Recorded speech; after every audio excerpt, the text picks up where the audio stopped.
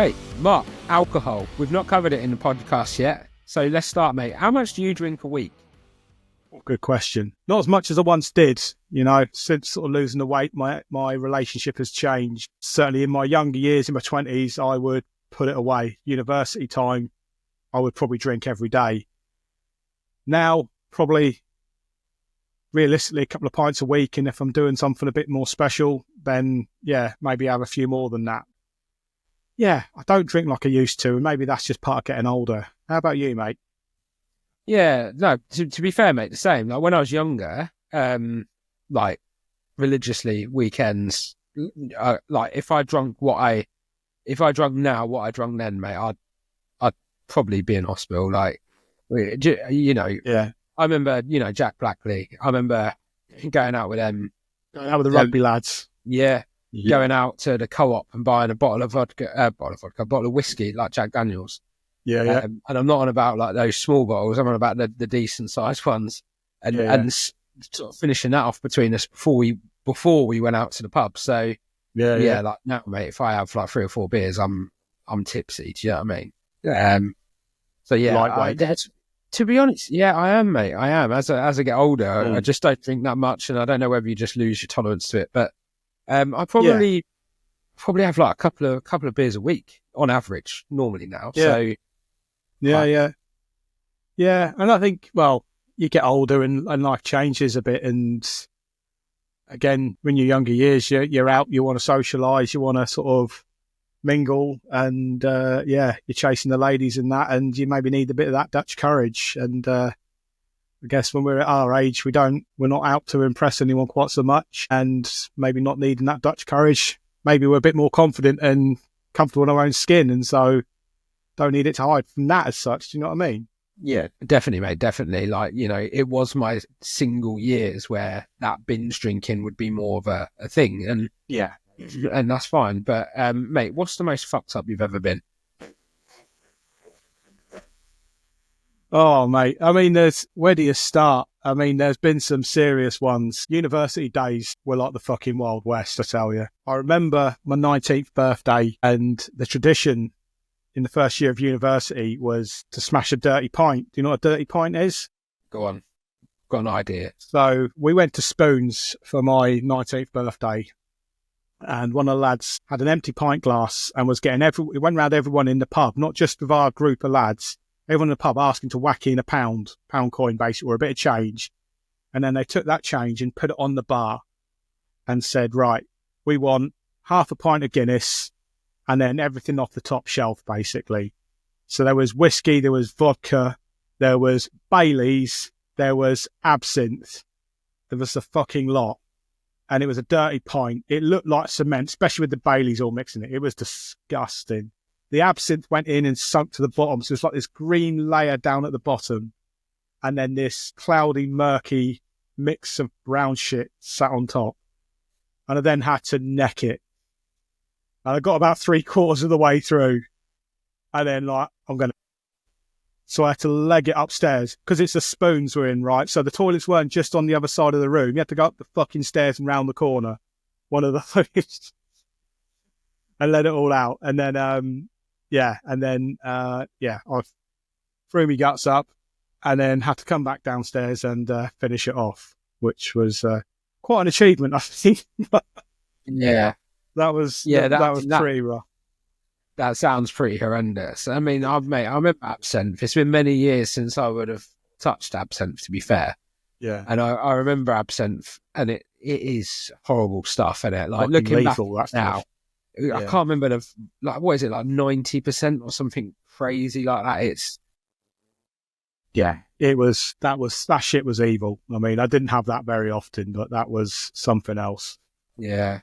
Yeah. Oh, mate, I remember we went, me, Andy and Justin went to Magaluf. I think we were about the same age, about 19. And it was Justin's, I think it might have been his 19th or 20th birthday whilst we were out there.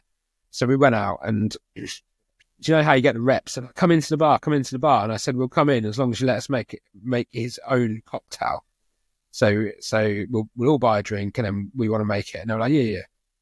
So we put in, I'm sure I put absinthe in it. We put in all sorts of stuff. and that was the same. It was just like a mixture of all sorts of crap. And I remember, hopefully you don't mind me saying this, but I remember walking into the toilet probably only about 20 minutes later, and he's absolutely done, and he's trying to finger his sick down the sink to say that it don't. It's only like, this is the start of. Yeah. I think it was one of them where he sobered up more because he wasn't drinking a horrible cocktail as the night sort of went on. And I think as the lads get more sort of drunk, and like there's girls and stuff around, I think you lose focus on getting him shit faced. But it's crazy, isn't it? Like what you do to your mates. Well, mate, this is a thing.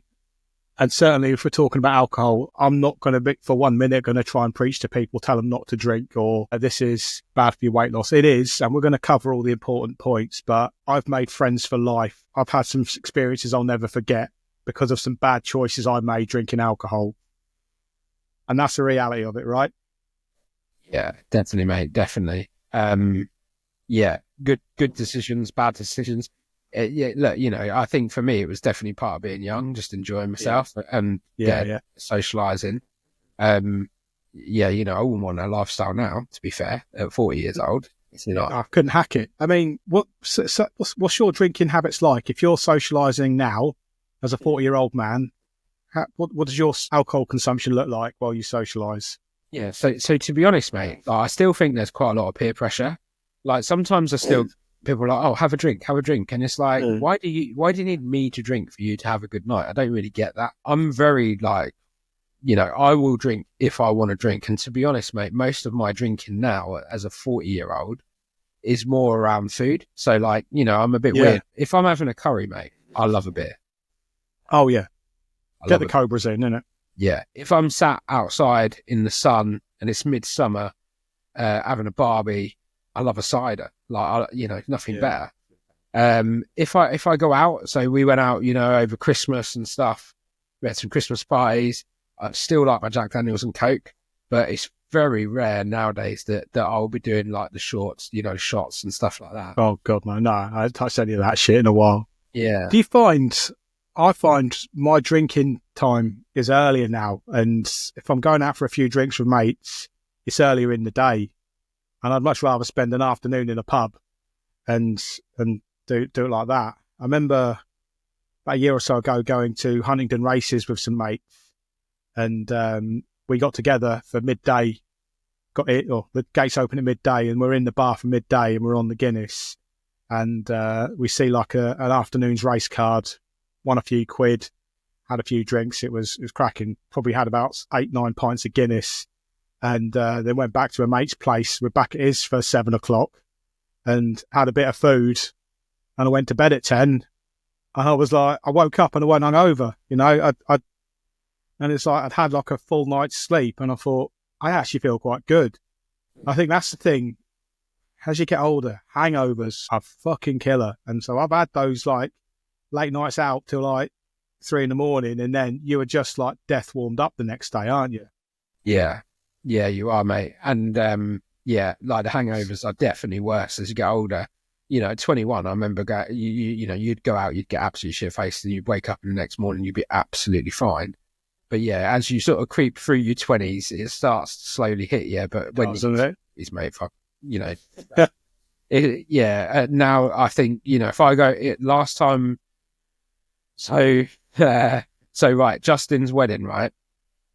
Probably talking about 5-6 years ago now, maybe even longer. So Justin's wedding, we went out, and that's the last time I was proper on it. So in fact, it was 6 years ago. I know that because my youngest, Jake, was only 8 weeks old. And we went out and, wedding, summer day, lovely venue. And we got on it. Fiona took my wife took Jake and the kids home, and I carried on getting on it. And the last thing, I wouldn't say remember because I remember the night, but the last thing I clearly remember is standing at the bar, and I do like a Jaeger bomb if I'm on it.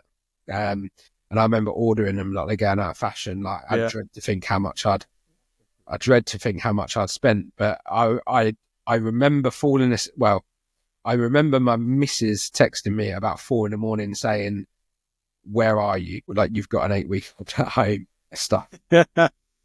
And the worst thing is that I was a police officer at the time. and my weekend off had been cancelled. Now I'd said to him, there's absolutely no way I'm working on the Saturday, but I can work on the Sunday at about lunchtime because I'm at a wedding on the Saturday. Obviously then went and had a skinful. So anyway, long story short, I got home, I was so drunk. I got into bed, puked in the bed, puked just outside of the bed.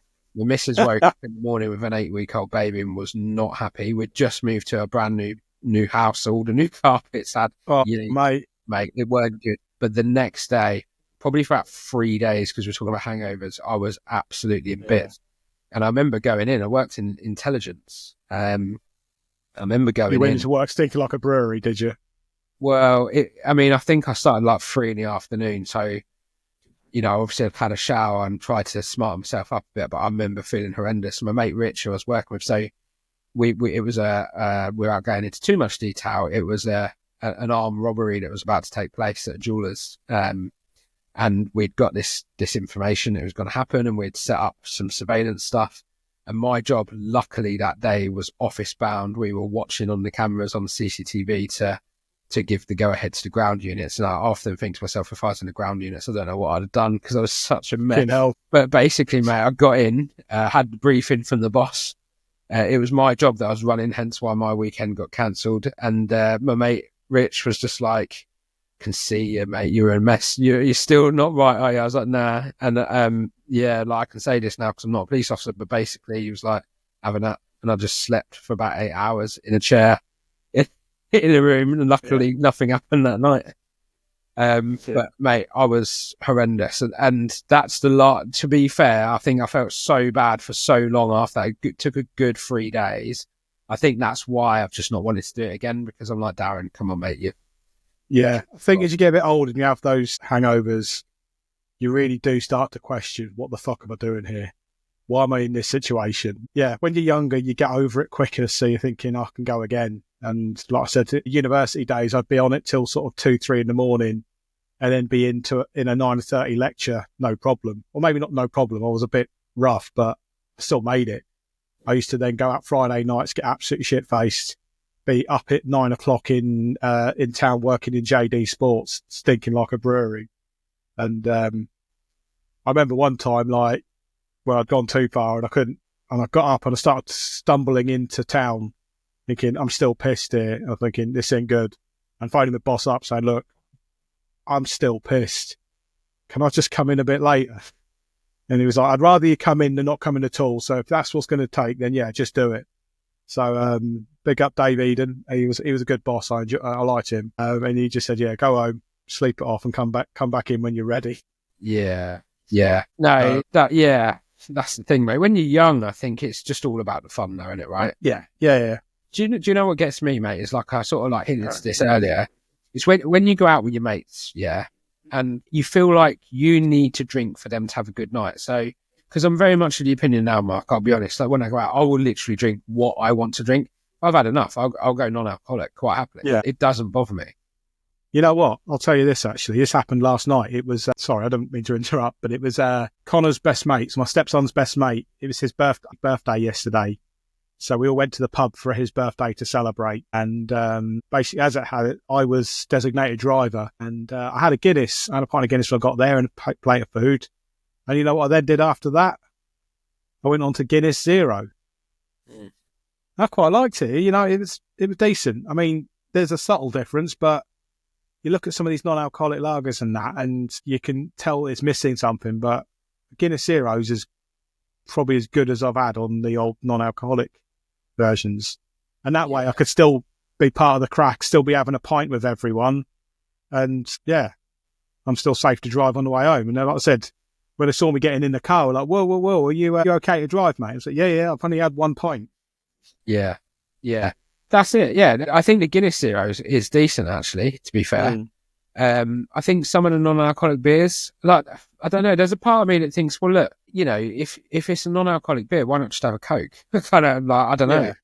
I like the taste of the beer. I do like a nice cold beer. And like I said, given the choice, if the effects of alcohol came into it, didn't come into it, and it's hot summer's day and I'm going to sit there and have a large Coke or have a pint of cold lager, I'd have a pint of cold lager all day long. Yeah. But then, this is a weight loss for men podcast as well. So, I know we should probably talk about the actual stuff that people need to hear. Well, the downside is that as nice as a beer, a cider, and that sort of stuff is, depending on the situation, they're very bad drinks for you, aren't they? And if you are trying to lose weight, then you've got to be really careful because you can drink so many calories through beer and lager, right? Oh, yeah. And you'll see that is like one of the facts that sort of weight loss people tell you. Oh, it's hidden calories, isn't it? Not hidden calories, but the empty calories is the explanation. I was always thinking, well, what do they mean by that? But there's no nutritional value to alcohol. You can eat like nuts, which are high in calories, but then they come packed with fiber, they come packed with nutrients, and so you're getting some benefit from those calories. You're drinking beer, there's no nutrition there, it's just sugar. And so it's just not, it's not good for you, is it? And that's what I mean by empty calories. Yeah. And I think it's really, I think a lot of people are very conscious about what they eat. It feels like that's how you put weight on, but actually, the drinking, I don't think we think about it as much, and it is just as dangerous. Yeah, at the end of the day, it's still going to the same place, still processed in the same way by your body. So it kind of just makes a lot of sense. And we've covered with like previous episodes on like ultra processed food and stuff like that, things like Coca-Cola, and how that has an impact on your body. And I suppose beer is essentially the same. There's a lot of sugar in it. There's a lot of bad stuff in it that has the same impact. So it's very high in calorie. I don't believe there's a low calorie beer yet. Maybe we're onto a business idea here, Mark. Maybe. Let's have a look. Big Fella's Brew. I like the sound of that. Yeah, I don't know. Diet Carlsberg or like you get Diet Coke. Just can't see it personally. Yeah. But like it's easy to sort of lose track of what you're drinking, I suppose. Yeah, and that's the thing is you could probably be on it all week, like eating in a calorie deficit and doing a really good job, and then think, oh, fuck it, it's Friday night. I'll just treat myself and have a few beers. And all the good work that you've done in the week has then just been eradicated by smashing sort of 5-6 pints. Yeah. And likewise, I have good mates of mine who, I would say food's always been my problem, Mark. Beers, as much as I used to binge drink when I was younger, alcohol's never been what makes me overweight. It's never been what made me fat. But I've got mates who don't struggle with the food, but really struggle to cut down on the alcohol. And although they might not be as big outwardly, there's still some, I think Lisa touched on this, there's some residual fat around certain visceral areas. Fat. That's the one, mate. Yeah, sorry. I'm obviously not a doctor. But there's still that fat. So certainly as you get into your 40s, you've then just got that bit of tummy. And I know that they eat quite well, but they'll go and have a good 3, 4, 5 beers most nights. And I think that could almost be more dangerous sometimes than the food, potentially. And if you're into that bad habit, I feel for people if that's their thing. I think, that's something you definitely have to try and get on top of, I suppose. Yeah. And that's the thing. It's like, I guess for me, I was always a weekend drinker, I think was kind of my take on it. And for me, it was just bad food choices and alcohol has probably led to sort of my weight gain. But certainly for pretty much my 20s and all of my 30s, really, my relationship with alcohol was like 6-8 cans of a weekend. I'm not going out. I just have 6-8 cans at home, and then maybe 1 or 2 in a week if there's football on or something. And which wasn't probably disastrous, but again, it was constant. It was always the same. Do you know what I mean? And then in lockdown, I then found myself drinking most days because every day was a weekend, wasn't it? And for you? Well, yeah, it weren't for you. You were a cop, but I said I had 6 weeks off, and every day was a weekend, and so I was drinking most days. And I got to a point, and there was 2 things that changed this, but I was getting fed up of feeling bloated just drinking beer all the time, and it just gave me that horrible feeling. And so I then went on a journey of discovery of whiskey, which was inspired by Peaky Blinders, having watched Peaky Blinders during lockdown. No. And and so Tommy Shelby made Irish whiskey cool. So I thought, right, I'm going to give this a go. And I did get right into my whiskey. Did you? Did you? So yeah, because they got a whiskey bar now in St Ives near us where we record this podcast. I think you grew up there, didn't you, Mark? They got a whiskey bar there, and a few of my mates like, we need to go and have Where's a look. that? I don't know. It's in St Ives, in the town centre, but it's I've never really I've always like young people, JD and Coke. That's sort of, don't get me wrong, mate. I've drunk whiskey, but I've never tried proper whiskey. Yeah. So we might. Yeah. Yeah.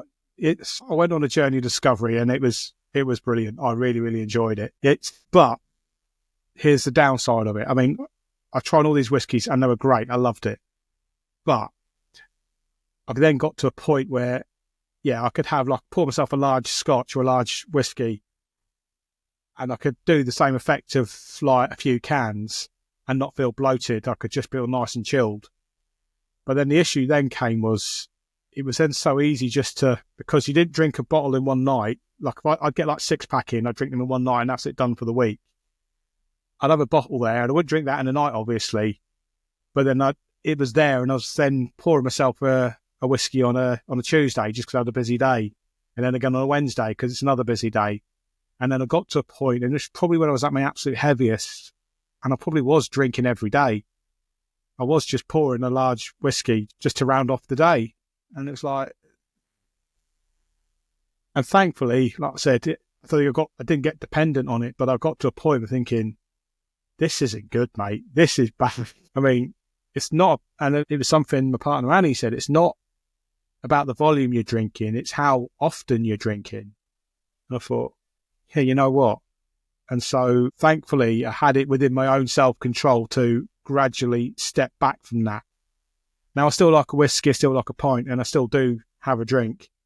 But I've got to a point where I thought, if I don't change this, I can see this going downhill quite quickly.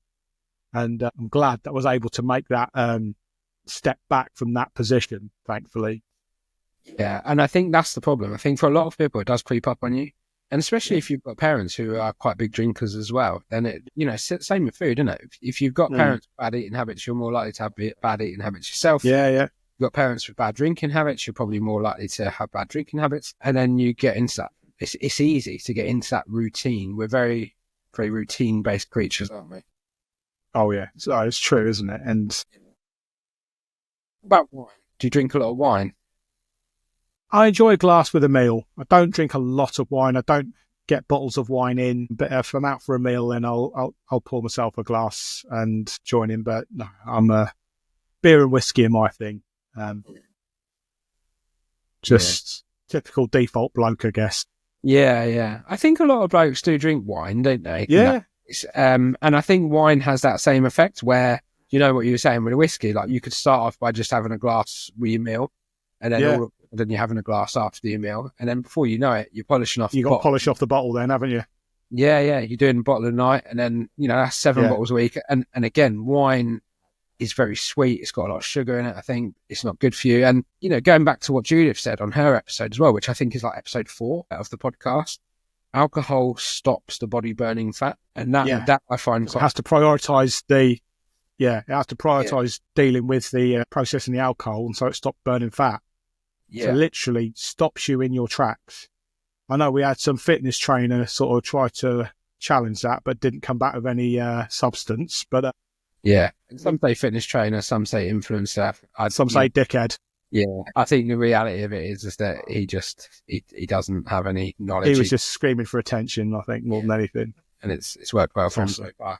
But I think Judith actually come back with 3 scientific research papers when it questioned, which I thought was quite telling. But it is interesting because if you're on a diet, realistically, you need to be cutting it. To get the weight loss you want, one of the most effective ways is going to be to cut out that alcohol. And maybe there's something there, mate, where that if you're drinking maybe a bit too much, if you're eating badly, and you want to address it, like we've said before, if you just do that massive lifestyle change, it's going to be really hard.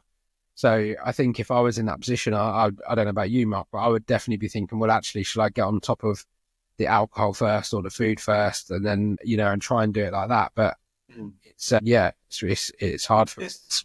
It's one thing leads to another, though, isn't it? With alcohol, you make bad choices, and like I said, some of these bad choices live long in the memory. But it's the bad choices of like, it's not just the beer. Then you go out on a night out and you have 7-8 pints, but you're then having a kebab at the end of the night, and that's another 2,000 calories. Yeah, exactly. But there is nothing better than a kebab at the end of your night, a dirty. I know, and I'm thinking, I'm saying this through gritted teeth. But then you wake up the next morning with that hangover and your breath tastes like a kebab. Yeah, it tastes like you've just drunk lard straight out of it. I do love a kebab. Yeah, mate. It's right. Yeah, it does. I thought when you were saying bad choices, I didn't think of food straight away. No. What's the worst thing you've done when drunk? I don't know. Again, I don't know if this is worthy of coming on here. I'll tell you about the story when my first time I ever got drunk, shall we say. And it was when I was probably about 15, 16. We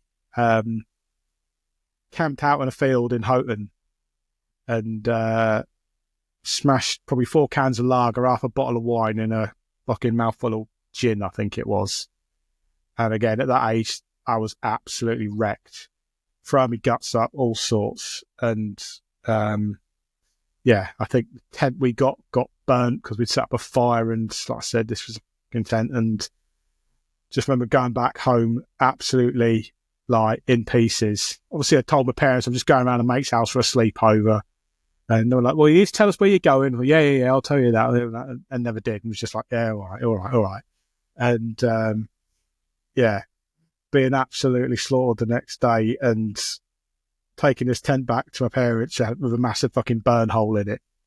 My dad was a bit pissed about that, but I remember him just giving me a bollocking about getting pissed. And it was like, and you might think about how much you drink next time. And I was looking at him while he was telling me off. And I've been bollocked by my dad hundreds of times, obviously, through the years. And I was looking at him and he don't fucking mean this. Do you know what I mean? And then my dad bollocked me. It was like, I was shit scared. And it was like, I never wanted to get in trouble with my dad. But him giving me this bollocking about getting pissed, it was like, all right, so it's your first time. I'll go easy on you. But I don't know. I just knew that he wasn't being... This wasn't a proper bollocking, if you know what I mean. It's like, you've learned the hard way. Yeah. You feel like shit. That's kind of, I know what you mean. The other funny thing about that story as well was because it was in a random farmer's field where we just set up this tent, started a fire, we were just drinking loads. The farmer came past in the morning and didn't say anything. Obviously, he saw us there. What he did instead was open the gate and let a load of cows come through. Fair play. At that point, he was like, fuck, let's get out of it. Yeah, fair play to him. Like, good on him, to be fair. Yeah. He knew he didn't need to sort of say, get off my land like an angry Norfolk farmer or anything. It was just like, we'll let the cows take it from here. Yeah, good lad. I think there's one, do you remember Faith nightclub in Peterborough many, many years ago? There was a... Okay. So I've got 2 stories from there, actually. Met Girls Loud there. So me and my mates went up there. I don't think we realised what was on, and it turns out there was a Girls Loud performance in there. I think it was just before they made it big. Right, yeah. Everyone went rushing to the stage, and this girl come up to the bar, and I was at the bar, and she tried to cut in. And I was like, "Oi, fuck off, I'm next." And apparently that was one of the Girls Loud girls. I don't know what. But a few months later, I was out with Alex. I don't know if you remember Alex from school, Andy Davies. Yeah. Mate, it was one of them where we finished work, like straight on the train, beers, like nothing to eat, out, smashing it, hitting it hard. And all of a sudden, I remember just feeling like horrendous. And I was in the toilet, I was being sick, and for some reason there was this girl in the toilet. She was like, "You all right? And I said, "Go, get the bouncer, I don't feel very well." I was thinking I was proper ill rather than just drunk. And the bouncer come and he was like, "You all right, mate?" Put his arm around me, carried it out, chucked me out the door at the back of the club. And I remember laying on the path and thinking like, I'm not right here. And decided in my drunken wisdom to phone myself an ambulance. And do you know when you're just like, and I remember, right, I still remember this now, there was a fight out the back of the club, and I all I remember is bits of it, but I remember the bouncer punching someone and then this bloke run off. And then a few minutes later, which could have been an hour later for how drunk I was, I remember waking up and there was a police dog barking and some young police officer kneeling down and going, "Are you all right?" And then another copper behind him going, "Fucking leave him, he's drunk." And then they run off and dealt with whatever they did. And I don't know when I phoned the ambulance, but it dawned on me, shit, Darren, you've just phoned an ambulance. And there was like a bit of a sudden, like, get on your feet and get going. And I remember ringing Andy, trying to text him back then and said, "Oh, I'm out the back of the club, been kicked out." And I remember Alex and Andy come running around the corner thinking I'd been beaten up. And yeah. And then the next thing I remember is sitting in a kebab shop with some girl rubbing the back of my head. It's only just like one of those really weird nights. But yeah, proper for an ambulance. And as I walked around, I see the ambulance going around the back as well. Yeah, whether that was for me or someone who's been beaten up by a bouncer, I don't know. But Oh, man. yeah. I remember a stag do I went on a few years ago in Madrid, and it was the craziest stag that I've been on. There was so many funny stories. I'll try and give some of the watered down versions, but one lad woke up the following morning with a credit card bill for $5,500. I won't tell you what he got up to, but I'm sure you could imagine. Yeah, that's the bro code. You can't do that. I got seriously fucked up that night and was in this club, threw my guts up. And then the next thing I remember, it was the toilets were downstairs and I was getting escorted out. I remember one of my mates coming down the stairs as I'm getting escorted out by the bouncer, and I'm saying to him, like, "I'd give that 10 minutes if I were you, mate." And because I'd been really sick in the toilets, and remember getting escorted out, and then I don't remember much after that other than waking up the following morning with a fucking huge bruise on my back. And I think I'd literally been kicked in the back out of the club, if that makes sense. It was pretty horrific. Nice. And oh, mate, yeah. I mean, we've made some poor choices, but I've had some absolute laughs with alcohol. So the last thing I'm going to say on this podcast is, don't drink. I mean, if you enjoy a drink, have a drink. If you're on a weight loss journey, understand this shit's not compatible. And maybe there's a time and a place for it. But if you're trying to hit it hard and trying to lose weight, it's not now. Yeah, I think that sums it up perfectly, mate. Look, if you want to lose weight, you might have to cut down on a drink.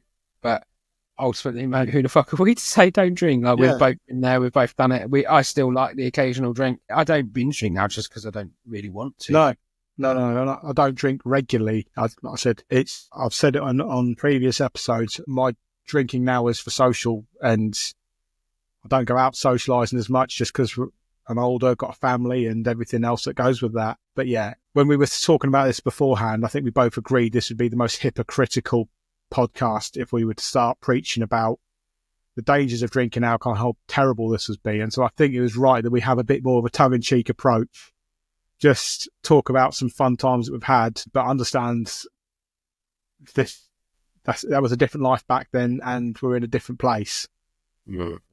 Yeah, definitely. I think so. Yeah, definitely, mate. I think that sums it up well. So I think there's one thing to add as well, is probably there may be some people listening here that do maybe have an issue with alcohol and do drink too much and don't know where to change. And so if that is you, I'd urge you to seek some help out, mate. It's again, it can be a difficult place, and it's not affected me personally. Like I said, I came a little bit close, but never got quite into that. But I know people that have, and it's ruined lives. And so, yeah, just if you're one of those guys, then yeah, please seek some help and try and do what you can to try and fix yourself. Yeah, you can go and speak to your GP, and obviously they'll signpost you to any help and support that is out there. What is it? We spoke about this before, mate. I think it's 7 units a week is the sort of recommended maximum, isn't it? So that's like a pint a day, isn't it? Yes, 14 units. No, isn't there? There's 14 units, so that's a pint a day, pretty much. Yeah, or the equivalent in wine or spirits or whatever it is you do. So actually, yeah, if you're drinking like a couple of whiskies a day, you're well over that. So yeah, exactly, and that's kind of where I was getting to at one point, and so yeah, you need to sort of, I said, I needed to have a word with myself and give my head a wobble at that point. Yeah. But yeah. But yeah, just some other facts. I'm just reading sort of off my fact sheet that I did earlier. 10 million people in England drink more than the recommended 14 units a week, which doesn't surprise me. And certainly in my younger years, I was probably having 14 most days at university. Yeah. Yeah. Crazy when I look back now, and I just think, how did I do it? How did I manage that? But yeah, we were young and free, I guess, weren't we? Yeah. It's a different life. Yeah. And I think, most young people were in that boat, and when you, no, I think nowadays, like a lot of young people that I know don't drink like we used to, No, I don't think the kids do. And I mean, like I said, I was at an 18th birthday celebration yesterday, and Harley, the lad whose birthday it was, he was putting them away, but none of the others, they had a couple of drinks, but they weren't hitting it hard. I mean, when we would go to 18th birthday parties, that was 5, 6, 7, 8 beers minimum, wasn't it? Yeah, you were on it, weren't you? You'd all go together. Yeah. Yeah. Why do you think that is? Do you think they're more health and fitness conscious, or is it money? I think it's all about the social media imagery. I think is probably more important to them. Maybe that's why they're all in the gym these days. I think, aren't they? Mm. Yeah. Go on, mate. What else can I read? I was just looking. Around 8% of men in the UK are classed as high risk drinkers, and that's more than 50 units per week. Well, I mean so that's 25 pints a week. Yeah. Which is a lot. And even probably in my university days, I was probably close to that and probably exceeding that on occasion. But yeah, there's probably guys our age that are doing that now and older. And it's like, yeah, those are the guys that probably, you need to maybe seek out some help here if this is you. Again, I'm not here to judge, mate. Like I said, I've done my bit. I've had my time and had my alcohol and that. Yeah, if there's a point where this is a regular thing and you can't see a way out, then yeah, go speak to your doctor. Yeah, and, 50 units is a lot. Yeah, and alcohol is the 5th biggest risk factor for disease and premature death in the UK. Don't know what the other ones above that are, but yeah. I would imagine obesity is up there. Obesity and smoking is probably... Yeah. And they go hand in hand, don't they? Drug abuse as well. That's another episode we need to cover at some point. Yeah. I think we were both good boys, though. We didn't... So I experimented with drugs a little bit, but nothing crazy. And obviously, as a upstanding police officer, you've never touched them, have you? No, I haven't. No. Okay. Let's leave that there. Yeah, but no, it is something that we should cover because a few of my mates have had sort of issues, and again, that's another factor as well. Weight loss is never simple, is it, mate? There's always other things, and everyone's journey is different, like we've said so many times before. So, but I think that's a good place to leave the episode, mate. Yeah. Next week, I think we got ePulse. That's going to be an interesting one. So make sure you've subscribed. Yeah. That's kind of science meets fitness, isn't it, Mark? Yeah, it's a bit different, that one. Yeah, I was quite like that one. It was, we've said before, we've got fitness people coming at us left, right and centre wanting to come on the pod. And so we are very much of the opinion if we're going to get someone from the fitness industry, they need to be a bit different and offer a different insight. And Troy and Camille definitely offered that. Yeah, really interesting, really different, not your normal PT. So I'm looking forward to that episode coming out next week. But go on. I was just going to say, it's good to have an episode of just us two chatting. We've had a lot of guests on lately, haven't we? And we've not really done just like you and me chatting other than a bonus episode, not probably since before Christmas, I think. So, no, it's good to get one of these out and just talk about something. It's probably, again, a bit different from what we usually do. But we didn't want to, again, we're not here to preach on alcohol. It's more having a conversation just to raise awareness of it. I think that's probably the best way that we can sort of like treat this. Would you say? Yeah, 100%, mate. Yeah, and I think you know whether you're drinking too much, you know whether you're eating too much, and just address it. But definitely not preaching. I still like a drink. Mark likes a drink. we've definitely had our issues with drink in our younger years. Yeah. But if it's becoming unmanageable, then just make it worse if you want to lose weight. If you want to lose weight, it's not compatible, and that's just the reality of it, guys. I mean, I did have the odd drink on my weight loss journey, but it was very few and far between. I mean, it was something that I had to prepare for, enjoy, and that was that. And so, not saying you can't, but it's just got to be realistic about it also. Yeah. Right. Well, I hope you've enjoyed. Let us know what you think. And if you can, leave us a review so that you can help us grow the podcast. Yeah, subscribe to the show if you can, guys. Yep. Nice one. Take care. See you on the next one.